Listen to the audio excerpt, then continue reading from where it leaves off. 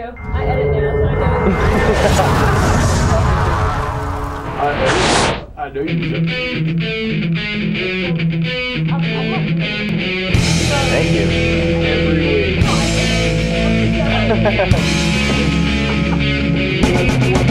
Let's go! Yeah, what's up, Friday night? Friday night, 8 p.m. on the left coast, 11 p.m. on the right coast. Welcome to the game show. Guys, we have got some show for you tonight. We are going to be talking Marvel Ultimate Alliance 2. In the studio tonight, I am Jim. Joining me, as always, the ever lovely, we're going to pass it over to Nicole. There she is! Hello everyone, again I am Nicole. I will be in the Stickam room with my stickers as always, and I will also have a top 7 list for you. Also joining us, the man, the legend, Mr. David Guida. Also known as Guides. I can has lower third too. Yeah, Please? you can. Nope. Oh. There it is. What's up, people? It's good to see you. I'm hanging out in the Justin TV room with you Justies. Also checking out the IMs at thestream.tv. Sociology Geek says the game show rocks. That is yet to be determined. The jury is out on that. Pakuranga wants to know what this show is about.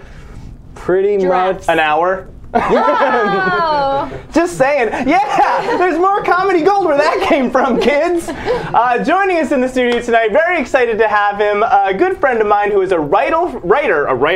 He is a writer for Marvel Comics, which is pretty fucking sweet in my book.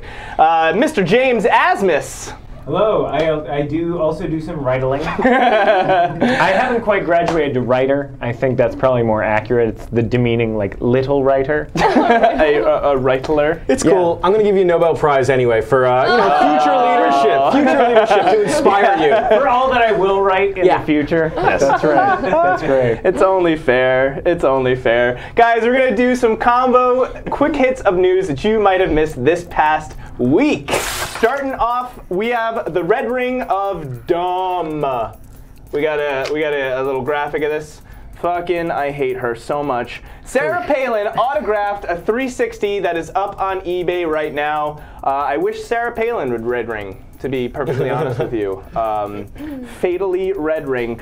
It's got a $1.1 million asking price. I would pay $1.1 million for her to go away. There are 5 days left. I wish there were 5 days left before she went away. And it's been delisted twice. By the way, I hate Sarah Palin. You know how we know it's authentic? How? Because her daughter fucked it. The younger one. The younger one. You better apologize. No. You and David Letterman. No. You and Letterman. Yeah. Moving on. Take it. Nicole.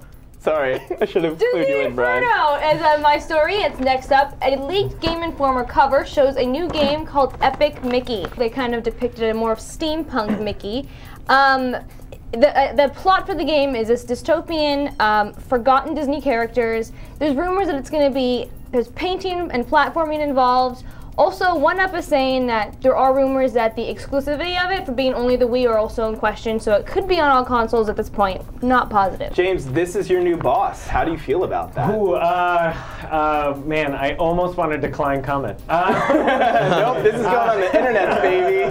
Posterity forever. Yeah, no, you know, I have talked with the editors at Marvel, and honestly, they feel very, very positively that it'll mostly be hands-off. So that's good. Craig J. Hayes in the room says Craig J. Hayes in the room is saying that it is fucking awesome. I gotta stand behind that too. I think it's great to dig up all those old Disney characters like Oswald the Rabbit and have them come after Mickey. And Coal Black and the Seven Dwarves. Look it up. Moving on. Whoa. It's there, and it's really racist. Bring it back. We're running out of time. Queens. Sales Unlocked, Vocal Vocals spokesperson and I think CEO of Gearbox Software, Randy Pitchford, was spouting off to OXM. Was it OXM? Yes, it was this week, saying that games that have more achievements or easier achievements, they sell better. So I'm guessing that means Ghostbusters must have sold like a motherfucker. You can't fart without getting an achievement in that game. Actually, yeah, I think farting also gets you an achievement. No, when we played that game, we timed ourselves. It was 75 achievements and 25 or points in 25 minutes, and most of that's reading and like cutscenes at the beginning. So Yeah. impressive. I could believe that people would rent games more if they had easy achievements, but I don't believe they're buying them, because if it's an easy achievement game, isn't it something you're going to rip through really quickly and just toss to the side?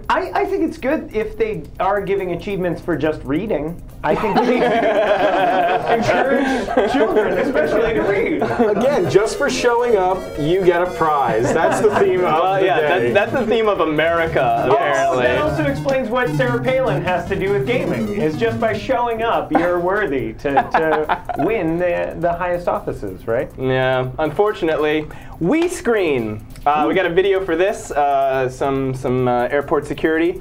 Kotaku and CNN are reporting that an experimental Homeland Security screening tech is using the Wii Balance Board. Weight shifts and fidgeting are sort of secondary screening. So I guess if you've got a bomb, say, in your backpack, you might be a little bit fidgety as opposed to the guy sitting next to you that just has a pen. Yeah, or if you have Parkinson's. This is profoundly flawed. Like, you know, they're not going to be catching Osama bin Laden. They're going to catch Michael J. Fox. Oh, too soon. No, too soon is 10 years. Aren't terrorists just going to use Wii Fit to train themselves? New Al-Qaeda camp videos come out. Yeah. Instead of them doing that thing where they crawl across the monkey bars on the playground, they're all just doing Wii Fit. Tap X to Murder. This has not officially been announced yet, but their new trademark has been filed for a Jack the Ripper game that could be being made by EA's Visceral Games. It would be a follow-up to Dante's Inferno. It was first originally announced on by Ben Fritz on the LA Times, and it's copyright-free historical material. It's educational. It really, I don't know if it's educational. I'm going to stand by what I said. Do you play as Jack the Ripper? Or as a prostitute who gets killed? Maybe there's like a both, like Maybe. you can play as the zombies in Left 4 Dead, so you can also play as the prostitutes. Yeah. And you like Versus bum mode? rush him. It's like, I like it's like that. Revenge of the Prostitutes. They take a page out of the Grand Theft Auto book and you kill the prostitute after you sleep with her and take back your shillings. Not cheap. There's a story came out today in Variety. They're digging in a little bit about the Natal, Microsoft's new accessory that they're treating more like a console launch. It's going to be expensive, folks. They're not saying what, but they're saying it's going to be priced high to start, and then it's going to kind of work its way back down over time. It's kind of the same scale we see with console Everything? launches. Yeah, Isn't it basically everything? We're going to start at this price, and then after a while and it's old, other stuff come out, and then it's going to lower? Well, I mean, Yeah, it's if how they things know work. that you're going to buy it, and I'm pretty sure that there's going to be some variation on the Red Ring of Death for this thing too. Like, Hater. I'm not a hater. I'm a realist. I'm just a That's such a realist. hater I've thing been to burned say. by Microsoft for as long as I've been able to operate a computer, Nicole, which is longer than you've been alive. That's fair. That's fair. So, you know what? I mean, that adds up. That anger, it adds up. Mix. James, talk to us a little bit. First of all, what comics have you written for Marvel? Right. Right now, I am mostly the king of the X-Men tie-in miniseries anthologies. So, like, I did a bunch of stuff for X-Men Manifest Destiny. That spun out into, I did a one-shot for Nightcrawler called X-Men Manifest Destiny Nightcrawler. Number 1, oddly. It's always got to be number one. Or sometimes of number one. 0 or Yeah. half. One of one. Yeah, it wasn't a series. It was never going to be a series, but it's number Did they 1. do that just for like merchandising purposes, or you could be like, I have issue 1 of? I'm sure someone's said done series. research that says if you put number 1, it sells twice as much than if it just says, like, this is the only one. This is of it. special. Over in the Justin.tv room, Trav Diddy is saying, you've got to tie together X-Men. How are you not dead of stress? That is a fantastic point. Yeah, when they first approached me about writing for them, I was like, yeah! And the first story I did, I like pitched something, they liked it, I wrote it, it went in, no trouble, and that was such a false experience because after that, everything was like, I want to do this, and they're like, yeah, we're killing him. Or wasn't there one that was already dead? Yes, I did. When I got invited to write for them, it was after I had spent a couple years kind of fallen out of mainstream comics because I was too poor to buy all the issues you need to keep up with everything. And so then after the first story I wrote, they had me pitch some stuff, and I pitched for a character who had been dead for 2 years. And my pitch was not bring him back. It was like, it's another day for him. Buying groceries as a corpse. At a certain point, do they sort of open the library to you? Is there the X-Men Bible, and then is there like sort of like a secret FTP that you log into, or a library where you check stuff out of? You were right on with the FTP. They, after I wrote a couple things and they realized that they were going to keep hiring me, they gave me an FTP account and they dropped stuff in. As often, they sort of just attach stuff and send it to me. Vega the Carpathian posted in the forums. They want to know how you got started. How you got started in comic books. Okay. It is the least likely route. I wrote a musical about a mortician who has sex with his cadavers, and it was a romantic comedy because he ultimately falls in love with a real live girl. Anyway, we did that in the New York Fringe Festival, and some people from Marvel saw it and liked it and offered me, me a shot to try it out as a comic book writer. They knew I was a fan. And then my first story did well, so then they just kept hiring me on. That's the story. So that's it. Write a musical comedy about necrophilia, and you are in. And the gates will open. Have you been able to incorporate necrophilia into any of the comics yet? Or Spoiler alert! I'm going back to the story about the dead character, and it's going to be sexually explicit. Yeah. What are you working on now? I'm working on something for the miniseries coming out in December, Nation X. The X-Men, at the conclusion of the Utopia miniseries, have started their own island off the coast of the U.S. to get away from Norman Osborn's oppressive reign. So this is like the good Genosha? Yeah, what's going on? Exactly. Yes. Cool. It is. And so I'm writing right now a Wolverine and Nightcrawler buddy story for it. That's really fun. And Hawaiian Punch is pitching Necrosha. Well, no, that is that. Oh, that's what it is. Necrosha is a miniseries they're doing that is simultaneous but different from. What would the procedure be if someone made up a character and they wanted to, suggest it, or is there any routes like that, or? Honestly, in terms of breaking into comics. They really do look at what comes out at other publishers, and even they were telling me that they find a lot of people off self-publishing online is at this point as respectable in their mind as anything else. That's cool. It's which I didn't realize, but I think that's awesome. What they're looking for is the proof that you can produce work and meet your deadlines, because you can pitch a great idea, but if they don't know that you can actually churn it out in a realistic timetable, then that's more than half the battle for them. Johnny Cancer's happy to hear that. So. Yeah, and honestly too, I mean, I'm not gonna lie about the fact that there's still that thing. If you invent a character but you do it for them, they own it. So how much do you love it? Do you want to plug it into the Marvel universe, or do you want to have it as your own in case it's a hit? The guys who made Wolverine are not making the money off the Wolverine movie. So you are also a gamer. You enjoyed Marvel Ultimate Alliance 1, am I correct? Yes, it ruined my life for about 2 weeks. I honestly think for about 3 nights in a row, I just slept for maybe 3 hours. And I get so into it, I don't get up to change CDs, I just have it on loop.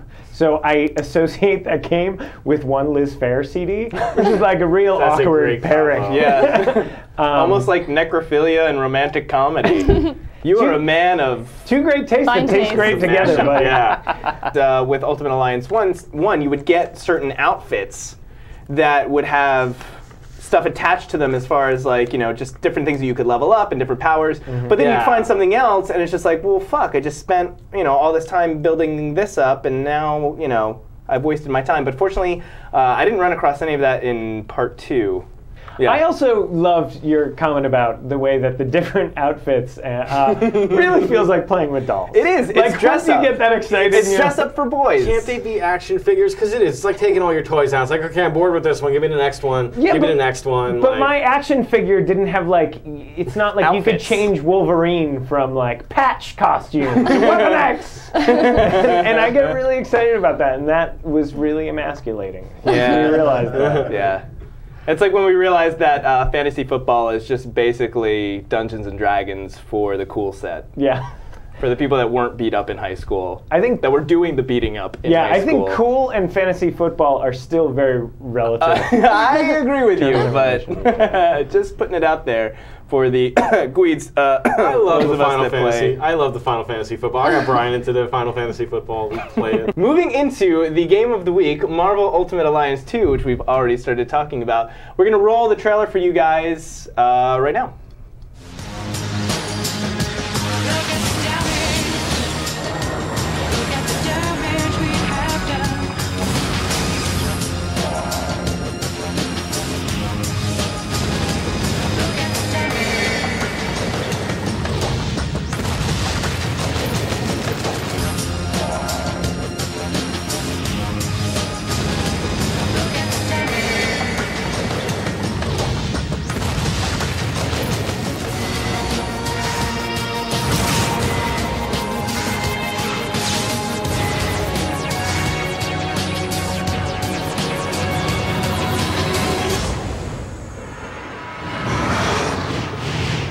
He doesn't like porn though, so. Yeah, Gweeds was just saying it's a lot. It's Marvel porn. Yeah, Totally. sung to emo. Look at the damage. We were all singing along to the studio. James, do you want to sing your version?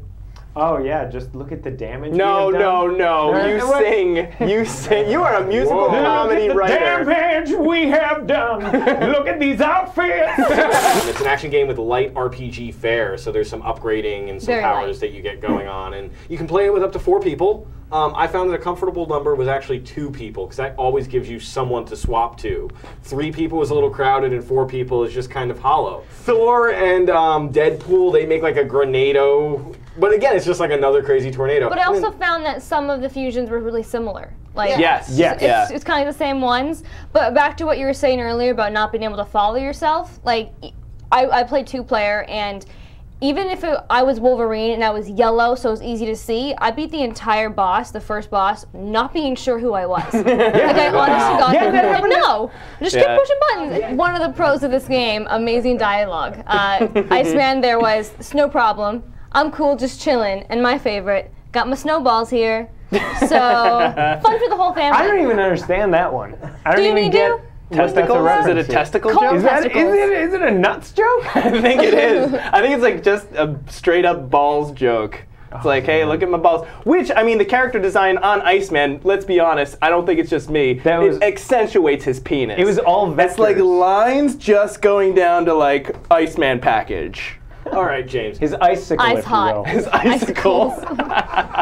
So, James, you weren't completely sold on the gameplay. What could you say? I mean, I know it's tricky here with Marvel paying the bills, but like, you know, what do you think about some of the characters in it? Are they the right character choices, or what do you think of the designs? I always kind of disagree with the internet on what characters people love. I think the ones that I like are the ones I grew up with, and I think some kids, they want the ones they grew up with, like Venom and Carnage, which were Give kind me of- Dazzler and Kitty Pryde. Yeah, exactly. I know where you're at. Man, I'm Nightcrawler every day of the week. But but honestly, even characters I don't give a shit about are fun to play. Like when you realize that you can be like the Invisible Woman. I know a lot of people are like, who's gonna play her? I had fun being the Invisible Woman. We had fun being the Fantastic Four. I did actually. and have you fun get being the bonuses Fantastic if Four. you form a team that works together. The last game that I played, I don't think I played Ultimate Alliance 1, but I played through the X-Men Legends games, which I enjoyed, and I don't know, my biggest problem with this is the difficulty in tracking yourself. It's really hard to figure out where you are, or again, getting those combo moves and to sort of happen. doesn't matter. It's one of those things where no Yeah, matter you whether button you're- mash. It's a button There's no masher. argument there. It's just like, yeah, exactly. Like you're going to either be hitting them with superpowers, be using an area effect, or casting a projectile. And no matter what you do, you're going to hit them 2 or 3 times. It really isn't strategy. The Johnny Oz is wondering what the name of the game is. It's Marvel Ultimate Alliance 2. Subtitle, look at the damage that we've done. Look at the damage we have. Baron Terror is saying, you know, I'd rather just see this as a really long, campy cartoon movie. I kind of thought that too when I saw the opening cutscene. I kind of thought to myself, keep going. You know, and I don't like cutscenes. I never think that, but it was interesting. But you know. Well, for me, I think this game, just moving on to a buy, rent, pass, I think it's a hybrid rent-buy for me. I just would love to get to try on every one of the characters. There's so many more that I wanted to get into. And their outfits. I'm going to say this game's a rent. I'm going to go with a rent here. It is fun to mash around on. It is a game that I'm probably going to, Saturday, tomorrow on the couch, I am probably going to just like knock around a few levels. It's only 8 or 9 levels. I haven't finished it. It's not that long, but it is a game that encourages replayability because your stats carry over and there's so many characters and the branching paths that you can't see all the game. And like we saw with the Luke Cage cutscene, maybe you don't want him in every, or maybe you do want him in every scene just to see what that atrocity. Yeah. Nicole? I'm gonna have to say bye. I really like this game. And then, I don't think we touched upon this much, but there are going to be a lot of DLCs for this. I spoke to people with the game at GDC, and they were planning on releasing, characters for a while. So I think there's a lot of unlockability with that. And I had fun playing it, and I agree that, yeah, you can play 4 players, 1 screen. It's not going to be split screen or anything, but that's no fun. 2 players is a fun game. No real strategy, but that's okay because you can beat up a lot of things. And perfect team, all X-Men. We now have, of course, a top 7 from Nicole. You want to introduce it? It is the top 7 superheroes least likely to get a video game. 7, 6, 5, 4, 3, 2, 1.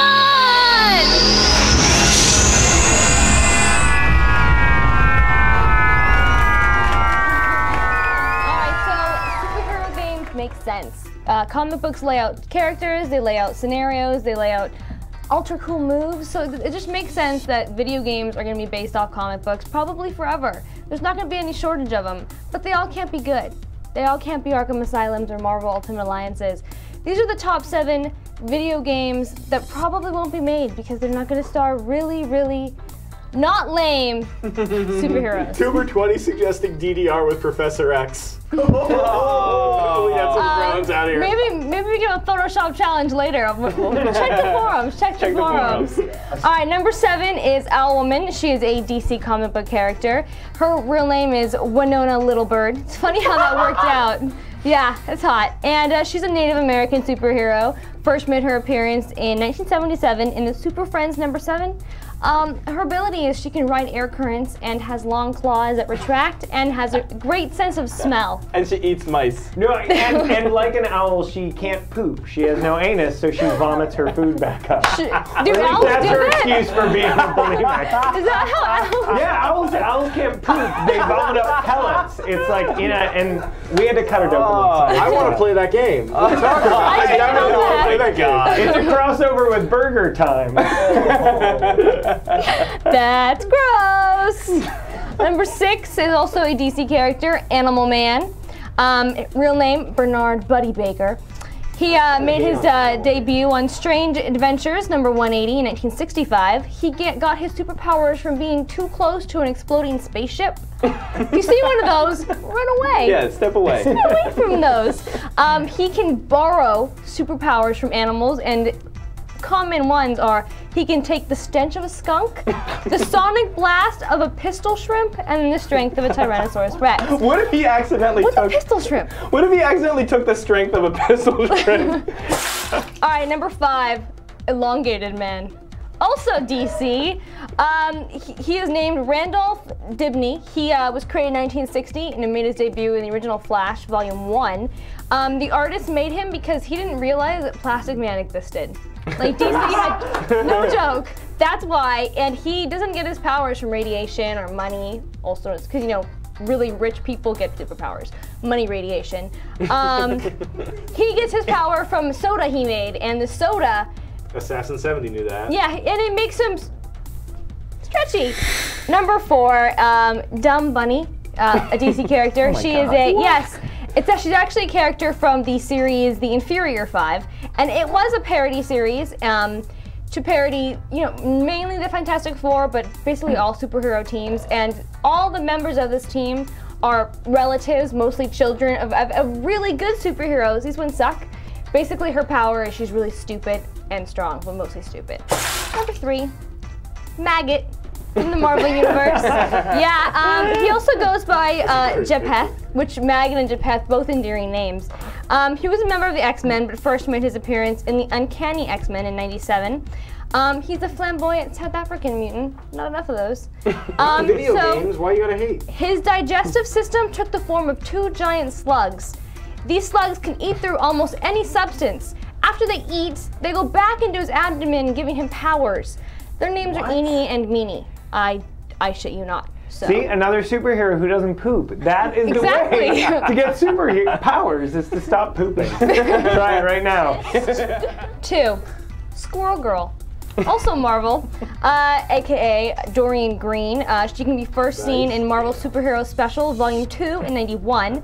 She attacks Iron Man, hoping that he will take her on as her apprentice. Powers, tail, agility. She can talk to squirrels, and she keeps nuts in her utility sack and belt, and they call it a nut sack. I don't. So one of her superpowers is the ability to Have store a nut nuts. sack. Yes. Yes. Store your Fun nuts. fact: her pet squirrel's name is Monkey Joe. And if I can really show my universe knowledge nerdery, Go for it. the reason she is not lame is that she, in canon, supposedly single-handedly defeated Doctor Doom. But because she With a channeled squirrel? squirrels. Yeah, they don't ever really explain how. Number 1 is also a Marvel character. Oh, why haters? No, 4 DC, 3 Marvel. Okay. It's uneven. Major Maple Leaf. He is Louis Sadler, made his debut in Alpha Fight in '92. He was a superhero during World War II. He's the Canadian Captain America, but Captain Canada made too much sense. So Captain Maple Leaf was the way to go.